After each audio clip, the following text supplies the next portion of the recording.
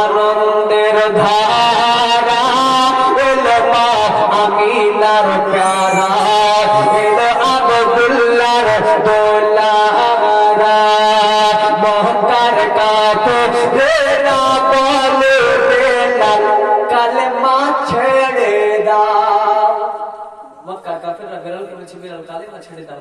তোমার বেলাল কি উত্তরে বলছে শুনুন, এ মক্কার কাফেররা বলে বেলাল কালেমা ছেড়ে দাও। আরে বেলাল বলে ছাড়ব কালেমা ও প্রাণটা নিয়ে নাও। জোরে বলুন সুবহানাল্লাহ। বেলাল বলছে আমি কালেমা ছাড়ব না, আমার প্রাণ নিতে হলে নিয়ে নাও। তবু বেলাল আমি কালেমা ছাড়ব না।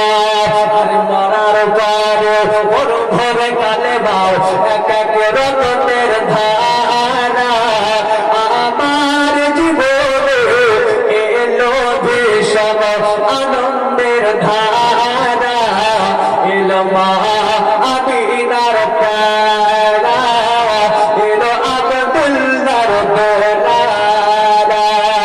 আমার হযরতে বেলাল এক কথায় বাবা বলল আমার জান লাগলে জান দেব, আমি যদি শহীদ হয়ে যাই রে আমার রক্ত বিন্দুর ফোঁটা গলা কবিজি কালেমা পড়বে রে, আমি কালেমা ছাড়ব না।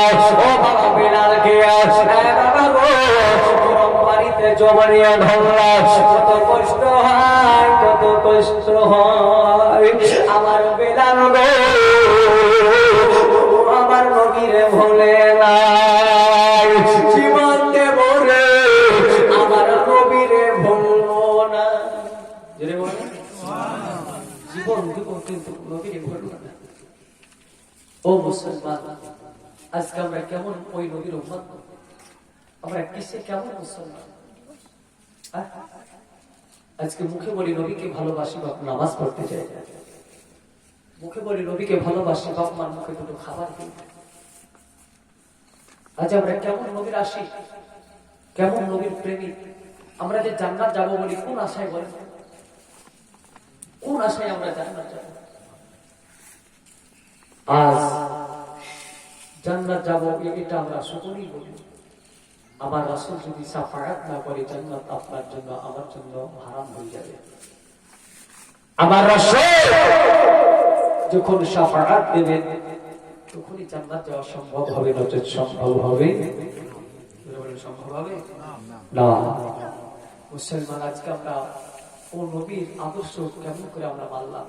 আল্লাহ কোরআনে কারীমের মধ্যে বলেন লাকাদ কানা লাকুম ফি রাসূলিল্লাহি উসওয়াতুন হাসানাহ। আল্লাহ বলেন বিশ্বের মানুষেরা তোমরা